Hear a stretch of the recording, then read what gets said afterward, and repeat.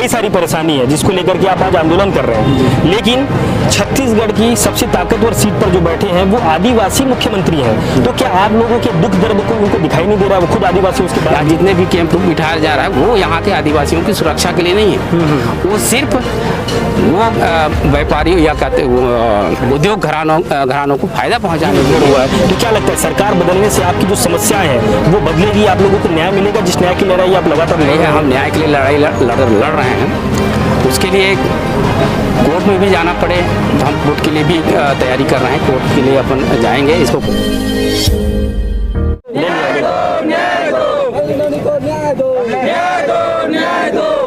सामने कैमरे की स्क्रीन पर आपको दिखाई दे रहा है, सामने वीर शहीद गुंडाधुर की प्रतिमा स्थापित की गई है। दरअसल इस शहर के बीच का ही प्रांगण है और आज भारी संख्या में, सैकड़ों की संख्या में आदिवासी समुदाय के लोग यहाँ पर किस विषय को लेकर के आंदोलन कर रहे हैं, उस विषय के संबंध में हम इनसे जानने की कोशिश करेंगे। और उसके अलावा आप देखेंगे कि जो आदिवासी समुदाय के लोग यहाँ पर पहुंचे, उनके हाथों में तख्ती दिखाई दे रही है। इस तख्ती को देखकर ही हम समझ सकते हैं कि वो बस्तर बंद का उनके द्वारा जो आह्वान किया गया है, जो बीजापुर में विगत दिनों 6 महीने की बच्ची की मौत हो गई थी गोली लगने से, एक ये मुद्दा है। और दूसरा मुद्दा है हसदेव अरण्य में जो अंधाधुंध पेड़ों की कटाई हो रही है। इन मुद्दों को लेकर के ये लोग यहाँ पर आज आंदोलन करने आए हैं। मेरे साथ संभागीय अध्यक्ष हैं सर। आप सर अपना परिचय बता देंगे पहले? संभागीय अध्यक्ष प्रकाश ठाकुर जी, आपका स्वागत है सर ARC न्यूज़ पर। ये आंदोलन आप लोगों के द्वारा किया जा रहा है, चेंबर ऑफ कॉमर्स का भी समर्थन किया है उन्होंने, तो क्या लगता है आंदोलन आप लोगों का कब तक चलेगा और आप लोगों की मुख्य मांगे क्या हैं? ये है अभी तो आंदोलन कभी आज बंद का जो आह्वान किया गया है, तो सुबह से लेकर के 3 बजे तक चैम्बर ऑफ कॉमर्स और लघु व्यवसायी संघ ने समर्थन दिया है। और उसके लिए सबसे पहले मैं आज टीवी के माध्यम से सारे व्यवसायी बंधुओं को और चैम्बर ऑफ कॉमर्स और लघु व्यवसायी संघ के सारे लोगों को मैं बहुत बहुत धन्यवाद देता हूं कि जो हम लोगों को इस बंद का समर्थन किए हैं। और आज ये है कि जो लड़ाई है, हम न्याय के लिए लड़ाई लड़ रहे हैं, उसके लिए कोर्ट में भी जाना पड़े तो हम कोर्ट के लिए भी तैयारी कर रहे हैं। कोर्ट के लिए अपन जाएंगे, इसको कोर्ट तक लेके जाएंगे ही। सर ये पहला मौका नहीं है जब इस प्रकार की खबरें निकल के अंदरूनी क्षेत्रों से सामने आई है। ऐसे भी पहले लगातार कई मौके हुए हैं, चाहे वो फर्जी एनकाउंटर हो या फिर आदिवासियों को गलत तरीके से जेल में भरने की बात हो। उस समय में भी इस प्रकार के आंदोलन हमने देखे हैं। तो ये आंदोलन आप लोगों को कब तक, कितने समय तक चलेगा सर ये आंदोलन? नहीं, ये तो ये है, इसकी लड़ाई तो हम आगे तक, बहुत आगे तक चाहें। हम जब तक के यहाँ पर शांति व्यवस्था नहीं होता, कोई भी सरकार हमको गारंटी देते कि अब आज के बाद कोई भी नक्सली फर्जी मामलों में, फर्जी मुठभेड़ में या फर्जी तरह से नक्सली मामलों में हम गांव वालों को नहीं पकड़ेंगे। हम तो बोलते हैं जो नक्सली है हम शांत रहते हैं, हम कुछ बोलते नहीं हैं। जहाँ ऐसा लगता है कि ये मामला टोटल फर्जी है, फर्जी तरह से आदिवासियों को फंसाया जा रहा है, तभी जाकर के हम रोड की लड़ाई लड़ते हैं। अन्यथा हम कभी नक्सली मुद्दे पर भी, नक्सली हैं, नक्सली पकड़ के ले आए तो ठीक है, अगर जैसा जो गुनाह किया है उसका सजा तो काटेगा, या मर भी गया तो भी ठीक है, अच्छा ही हुआ हम बोलते हैं। लेकिन ये है कि आज फर्जी मुठभेड़ के नाम से या फर्जी नक्सली के नाम से लोगों को मारा जा रहा है या जेल में बंद किया जा रहा है, हम उसका तो विरोध करेंगे। सर 5 साल अभी नई सरकार जो आई है उसको लगभग 1 महीने कुछ दिन का समय हुआ है। इससे पहले कांग्रेस की सरकार थी, कांग्रेस की सरकार में भी लगातार नक्सली हमले हो रहे थे, लेकिन सरकार का जवाब आता था, बयान आता था कि हमारी सरकार में नक्सली हमले बहुत कम हुए हैं। अब फिर से एक फर्जी मुठभेड़ हुआ है। तो क्या लगता है सरकार बदलने से आपकी जो समस्याएं हैं वो बदलेगी? आप लोगों को न्याय मिलेगा जिस न्याय की लड़ाई आप लगातार लड़ रहे हैं? ऐसा तो पहले भी 15 साल तक बीजेपी था। उन 15 सालों में बहुत ज़्यादा घटना हुआ है, सबसे ज़्यादा घटना तो उन 15 सालों में हुआ है। और उसके बाद आज वो चाहे किसी भी सरकार, कांग्रेस का रहे चाहे बीजेपी का रहे और कोई भी सरकार बने, वो समस्या हल होने वाला नहीं, यथावत के यथावत रही। हमारी जो समस्या है वो यथावत बनी रहेगी। ऐसा कोई शेर दिल वाला नहीं मिल रहा है सरकार में कि इस समस्या को हम हल कर सकें। जब यह है आंध्र प्रदेश अपने पैटर्न में, जब आंध्र के ही प्रदेश वाले ही नक्सली वहाँ शुरुआत होता है, पश्चिम बंगाल में होता है, तो वहाँ पर जब समस्या का समाधान हो सकता है तो यहाँ क्यों नहीं हो सकता?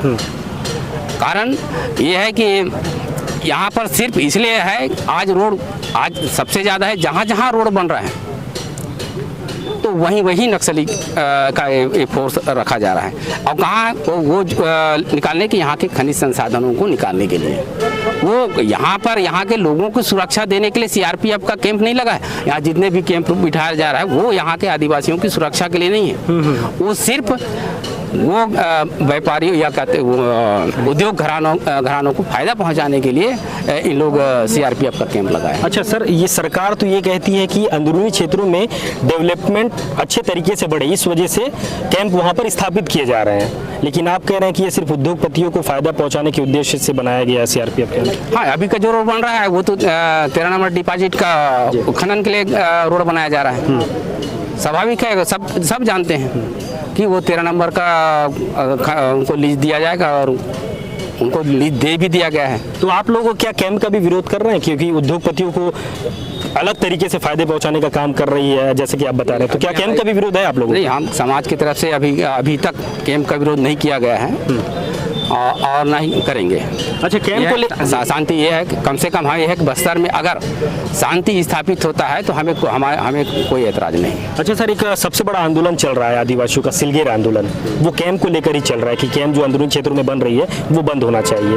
वो कब तक चलेगा सर, वो उसका रिजल्ट कब तक आने वाला है? अब सिलगेर का जो मामला है वो इतना आसानी से वो बंद नहीं हुआ, क्योंकि वो दोनों तरफ से वो हम इसलिए सर्व आदिवासी समाज वहाँ से हाथ खींच लिया सिलगेर के मामला को, क्योंकि उसको हम हल करने के लिए अंतिम पड़ाव तक हम पहुँचाने के हम प्रयास किए थे और सरकार से लगातार सिलगेर के मामला को लेकर के हम सरकार से हम चर्चा करते रहे। लेकिन वहाँ पर क्या है, एक नक्सली जो मूवमेंट आ गई, वहाँ नक्सलियों के कहने पे क्या वहाँ के हड़ताल अगर चलना शुरू हो गया। वहाँ मुठभेड़ भी हुआ था, कुछ लोग मर भी गए थे। हाँ, वो मुठभेड़ तो नहीं था, वो लोग जा करके क्या कहते हैं उसमें तो बहुत ज़्यादा विवाद भी हुआ था, हम भी गए थे और वहाँ तक कि उनके साथ उसमें क्या आईजी साहब तो वही थे और कमिश्नर साहब से लेकर के एसपी 2-3 जिला के एसपी सारे लोग थे और हम लोग आधा किलोमीटर के अंदर जा करके हम वहाँ गाँव वालों से बात करके आए थे। अच्छा, सरकार बदलने से क्या लगता है आपकी समस्याएं बदल जाएंगी? नहीं, समस्या तो नहीं बदली, कोई ऐसा उम्मीद ही नहीं कर सकती कि सरकार पहले भी 15 साल था, पहले अगर रहता उस समय भी हल कर सकता था, आज क्या हल करेगा? इस बात को लेकर के सरकार के लोगों से आपकी चर्चा हुई क्या? जो भी सत्ता में चर्चा नहीं हुई है, अभी 24 तारीख को मुख्यमंत्री आ रहे हैं तो उस दिन ये सारे मुद्दे पे हम चर्चा करने के लिए तैयार है। अगर सरकार यह हम तो यहाँ पर बैठ के बात करना चाहते हैं, अगर रायपुर में बैठ कर बात करना चाहता है तो हम रायपुर में भी जाने के लिए तैयार हैं। हमें समय दे, जिस दिन जाना है इस मुद्दे को लेकर के शांति बहाल के लिए, तो हम पूरे बस्तर के सभी वहाँ पर हमारे समाज के प्रतिनिधि जा करके वहाँ बात करना चाहते हैं। अच्छा, आज जो आंदोलन हो रहा है सर, उसकी मुख्य मांगे क्या है आप लोगों की, शॉर्ट में बताइएगा। ये हमारी जो मुख्य मांगे हैं हसदेव अरंडिक उसको बचाने के लिए है और दूसरा है अब 6 वर्षीय जो बालिका 6 माह की जो बच्ची है उसको न्याय दिलाने के बाद। अच्छा सर, राज्य को बने हुए 23 साल लगभग कंप्लीट हो गए हैं, 24वां साल रनिंग में है। इन 23 सालों में कितने जो निर्दोष आदिवासी हैं उनकी हत्या की गई फर्जी तरीके से, अगर कोई डाटा आपके पास हो तो आप बता सकते हैं? हाँ, एक लगभग जो पुलिस के जो अनुसार ये लगभग 1286 के आसपास नक्सली माने निर्दोष ग्रामीण जो मारे गए हैं वो 23 सालों का आंकड़ा। हाँ, 23 सालों में, और वो 1500 के 1700 पुलिस के जवान मारे गए हैं, ऐसा उनका कहना है। वो हमारे पास भी एक्चुअल रिपोर्ट नहीं है, लेकिन पुलिस के अनुसार उनका कहना है। जो पुलिस तो ऐसा है कि बहुत सारे को रिकॉर्ड तो किया नहीं है, तो हमारे अनुमान से क्या है, अगर अपन गाँव भी जाएँ 2001 से लेकर के 2000 से लेकर के अब तक, जब से राज्य बना है तब तक बोले तो हम 5000 के आसपास हमारे लोग मारे गए। बिल्कुल, तो ये तो संभागीय अध्यक्ष हैं, हमारे साथ एक युवा भी हैं जो आदिवासी समुदाय के हैं, जो हर आंदोलनों में अपनी एक महत्वपूर्ण भूमिका निभाते हुए भी हमें दिख जाते हैं। अपना परिचय बताएंगे सर? मैं संतू मोहरे, आदिवासी समाज जिला युवा प्रभाग अध्यक्ष। ये आंदोलन जो है आप लोगों का, हम हमेशा देखते आते हैं कि आंदोलन एक दिन चलता है, 2 दिन चलता है, फिर आंदोलन एकाएक थम सा जाता है। क्या आप लोगों की मांग को कोई सुनता नहीं है, या आप लोग जो मांग लेकर के जो संबंधित लोग हैं उनको जगाने की कोशिश करते हैं, क्या वो आंदोलन को आपकी तोड़ने का प्रयास करता है? ऐसा कुछ होता है? हाँ, ऐसी जैसे जब हम अपने अधिकारों पे आंदोलन पे आ जाते हैं तो हमारे बीच के या फिर शासन प्रशासन कई लोग ऐसे रहते हैं जो हमारी आंदोलन को तोड़ने में इन लोग प्लान करते रहते हैं। जो कई हम लोग आंदोलन करने में थोड़ा सा रुक जाते हैं। लेकिन हम लोग जो भी आंदोलन होता है उसको आगे ही ले जाने का प्रयास करते रहते हैं हर समय। अच्छा, दूसरा नाम क्या बताए थे आप? संतु मौर्य। अच्छा, शंतु मौर्य जी, एक बात बताइएगा, जब कभी भी छत्तीसगढ़ के अंदरूनी क्षेत्रों में यानी कि बस्तर संभाग के जो नक्सल क्षेत्र हैं वहां पर कभी भी बड़ा नक्सली हमला होता है, जवान शहीद हो जाते हैं, उसके बाद सेंट्रल के मिनिस्टर हो या स्टेट के मिनिस्टर हो, वो आते हैं, सांत्वना देते हैं और ये बोलते हैं कि अब नक्सलियों की उल्टी गिनती शुरू हो जाएगी, नक्सली को अब हम खदेड़ के फेंक देंगे। लेकिन समय बीतता है, 1 महीना होता है, 2 महीना होता है, फिर से सारे लोग उस गम को भूल जाते हैं। ऐसा क्यों होता है? ऐसा तो अभी तक देखने को नहीं मिला है। जब भी चाहे सेंट्रल मिनिस्टर हो, स्टेट मिनिस्टर हो, सब सांत्वना देते हैं कि नक्सली खत्म हो जाएगा। अभी भी अब फिलहाल जो विष्णुदेव साय ने कहा है कि 3 साल में नक्सली खत्म हो जाए, लेकिन वो जब से मुख्यमंत्री बन गए हैं तब से तो और ज्यादा बढ़ ही रहा है। उनका जो कार्यकाल चालू हुआ है सबसे और ज्यादा बढ़ गया है। तो कहाँ इन लोग कम करने की बात कर रहे हैं? लेकिन उन लोग तो कहते हैं कि सुशासन का सूर्योदय हो गया है। ऐसा तो हमको अभी तक बस्तर संभाग में कहीं नहीं दिख रहा है सुशासन का, जो बस उनके लग रहा होगा कागज में ही दिख रहा होगा उनको, लेकिन हम लोग जब यहाँ जमीन पे देखते हैं कहीं नहीं दिख रहा है। अच्छा, ये लोग भाजपा की जो सरकार बनी है उनका ये भी कहना है कि अब राम राज्य स्थापित हो जाएगा छत्तीसगढ़ में, तो राम राज्य में सारी समस्या लोगों की दूर हो जाएगी, ऐसा कहना। मैं तो सबसे पहले ही बोलता हूँ, अगर राम राज्य स्थापित हो रहा है सबसे पहले नक्सली खत्म हो जाए।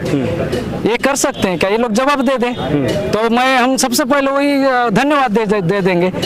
तो वो तो कब से बोल रहे हैं, अभी 5000 साल से पहले से बोल रहे हैं, लेकिन नक्सली खत्म क्यों नहीं हो रहा है? आदिवासियों का जो गरीबी है, आदिवासियों का सही शिक्षा क्यों नहीं मिल रहा है? अब राम राज्य आने से क्या कौन सा आदिवासियों का सही हो स्थिति होने वाला है और बिगड़ रहा है। जी जी। अच्छा, बच्ची जो 6 माह की बच्ची की मौत हुई है क्रॉस फायरिंग की वजह से, उस बच्ची को लेकर के आप लोगों की मांग क्या है?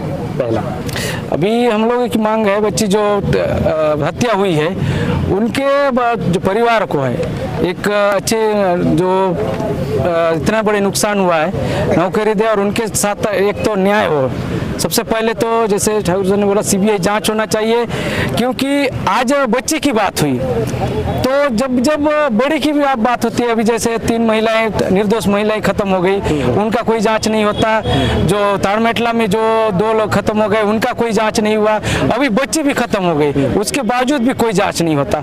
सरकारें जो भी आती हैं आदिवासियों का कोई सही तरीके से जांच नहीं होता है, जिस कारण आदिवासियों के साथ शोषण हर समय होते ही जा रहा है। लेकिन सरकार कोई भी हो, सरकार तो ये दिखाने का भरसक प्रयास करती है कि कोई भी सरकार हो, चाहे कांग्रेस की हो भाजपा की हो, वो आदिवासियों की हितैषी ही दिखाती है अपने आप को। वो तो दिखाने का और खाने का बोलते हैं ना, दिखाने का दांत और खाने का दांत हाथी के वही है सरकारें, वही है आदिवासियों को। बस अभी देख लीजिए, दिखाने के लिए मुख्यमंत्री बना दिया आदिवासी, लेकिन उसको कोई और चला रहे हैं। अगर वो सच्चे आदिवासी होते ना सबसे पहले आदिवासी की हित की बात करते, आज तक ना आदिवासी की हित की बात कर रहे हैं, बस एक मोहरा बन के बैठ गए हैं। अच्छा, दूसरा हसदेव में जो कटाई हो रही है, वनों की अंधाधुंध कटाई हो रही है, 2022 का जो आंकड़ा था मेरे पास 8000 वनों की कटाई हुई थी और कुछ समय के लिए वो कटाई रुक भी गई थी, लेकिन अब सरकार चेंज हुई है तो लगातार कटाई बढ़ गई है। उसको कैसे रोकेंगे आप लोग? अभी तो और ज्यादा बढ़ रहा है। इन लोग वही चाहते हैं जहां आदिवासी हैं वहां जंगल है, जल जंगल जमीन है। ये इनका एक षड्यंत्र है सभी सरकारें का कि जहां आदिवासी है उनको तो पहले आदिवासियों को डराओ धमकाओ, उनके जल जंगल खत्म करो, वहां पे उद्योग स्थापित कर दो। अब धीरे धीरे जो सरगुजा संभाग में चालू तो हो गया है, हम बस्तर वाले ये नहीं देख पा रहे हैं कि यहाँ पे भी चालू हो रहा है। अभी देखिए पूर्व अभी के केदार कश्यप ने कुछ दिन पहले ही बोल दिया कि बोधघाट चालू हो जाना चाहिए। अब इनका मनसा ये चालू हो गया कि बोधघाट परियोजना को भी चालू कर दे। इनको ये नहीं लग रहा है कि आदिवासियों का पहले जो समस्या है उसको दूर किया जाए, न कि उद्योगपतियों को इनको साथ देना पहले साथ दे रहे हैं। आप लोग लगातार इस तरीके से आंदोलन करते हैं। आंदोलन कोई भी व्यक्ति तब करता है जब उनको कई प्रकार की दिक्कत समस्या हो रही है, ठीक है। आप आदिवासी समुदाय से आते हैं, आपकी समस्या है, आपको कई सारी परेशानी है जिसको लेकर के आप आज आंदोलन कर रहे हैं, लेकिन छत्तीसगढ़ की सबसे ताकतवर सीट पर जो बैठे हैं वो आदिवासी मुख्यमंत्री हैं, तो क्या आप लोगों के दुख दर्द को उनको दिखाई नहीं दे रहा? वो खुद आदिवासी उसके बाद भी देखिए वो सरगुजा संभाग से ही आते हैं। देखिए, जब सरगुजा में जब सरकार बनी, इनका जो मुख्यमंत्री भी घोषणा नहीं हुआ था, तुरंत वहाँ पे पेड़ कटाई का चालू हो गया। अब आप ही बताइए, अगर यहाँ पे आदिवासी मुख्यमंत्री है तो उनका चलना चाहिए कि सेंट्रल का चलना चाहिए? उनको तो पूरा एक सेंट्रल एक मोहरा बना के चला रहे हैं कि आप हम आदिवासियों के लिए एक मुख्यमंत्री बना दे। जिस प्रकार देश में राष्ट्रपति आदिवासी का बना ले, वो भी एक बैठ गए कठपुतली की तमान बिठा दिए हैं। ये वैसे छत्तीसगढ़ में एक कठपुतली की तरह मुख्यमंत्री बिठा दिए हैं। वो वही देख रहा है, आदिवासियों का शोषण हो रहा है, हत्या हो रहा है, जल जंगल जमीन को नाश हो रहा है, तब भी वो मुख बधिर होकर बैठ गए हैं। मेरे को नहीं लगता कि आदिवासी मुख्यमंत्री आदिवासियों के लिए बात करेंगे और हक की लड़ाई लड़ेंगे। अच्छा, हमारे मुख्यमंत्री आदिवासी हैं, हसदेव का मामला चल रहा है, वनों का मामला है, वन मंत्री आदिवासी हैं, केदार कश्यप जो बस्तर से आते हैं, भाजपा के प्रदेश अध्यक्ष किरण देव वो भी यहीं से आते हैं। तो आप लोगों की क्या उनसे मुलाकात हुई है इस विषय को लेकर के, इस बच्ची के विषय और आपका हसदेव को लेकर के? नहीं, अभी तक तो मुलाकात नहीं हुई है, लेकिन बात रखेंगे मुलाकात करके इस विषय पे। तो ये आंदोलन कब तक चलेगा आपका? और अभी जब हम न्याय की मांग कर रहे हैं, न्याय नहीं मिलता है तो हम उग्र आंदोलन पूरे छत्तीसगढ़ भर में। अब हमको लगता है जो गुंडाधुर के मूर्ति के स्थल पे हैं, तो ये लगता है कि फिर हमको भूमकाल लाने की जरूरत लग रहा है सर। विपक्ष के नेताओं के द्वारा कुछ समर्थन दिया गया आप लोगों को इस आंदोलन का, ऐसा कुछ? अभी तक तो नहीं दिए हैं, क्योंकि कांग्रेस के प्रदेश अध्यक्ष भी यहीं से आते हैं, दीपक बैज जी। अभी तक तो कोई समर्थन तो नहीं आया है, तरफ से आया नहीं आया है। तो आप लोगों का अगला स्टैंड क्या होने वाला है? क्योंकि 3 बजे तक आप लोगों ने बंद का आह्वान किया था, अब आगे क्या है आप लोगों की कार्यशैली? आगे आज तो जो बंद का वो है, अब आगे हम लोग रणनीति बना के, वही मैं बार बार बोल रहा हूँ कि अगर शासन चाहे राज्य सरकार हो, केंद्र सरकार हो और विपक्ष के भी जितने बैठे हो, अगर आदिवासी को बात नहीं मानते, फिर से हम भूमकाल उलगुलान यहाँ चालू कर देंगे, चाहे बाद में हमको कुछ भी नाम से जाना जाए। बिल्कुल, बहुत धन्यवाद। ये युवा हैं, आदिवासी समुदाय से हैं, और इससे पहले मैंने संभागीय अध्यक्ष से भी बात की। उन तमाम मुद्दों को हम लोगों ने खंगालने की कोशिश की है जो असल मायने में आदिवासियों के हित की लड़ाई उनके द्वारा की जाती है समय समय पर। ये देखने वाली बात होगी कि इनका आंदोलन आज चल रहा है, आंदोलन कब तक चलता है, और इनकी जो मुख्य समस्याएं हैं, 6 माह की जो बच्ची है, आदिवासी बच्ची, जिसका फायरिंग में जान चली गई थी, और दूसरा हसदेव में जो अंधाधुंध पेड़ों की कटाई हो रही है, उस कटाई को रोकने के उद्देश्य से इनके द्वारा आंदोलन किया गया है। और ये आंदोलन इनका प्रदेश भर में भी देखने को मिलेगा अगर इनकी मांग पूरी नहीं होती है। फिलहाल मुझे दीजिए इजाजत, मेरे साथ कैमरे के पीछे हैं नरेश देवांगन। इस खबर को लेकर के कुछ भी अपडेट रहेगी हम आपको समय समय पर अपडेट देते रहेंगे। धन्यवाद।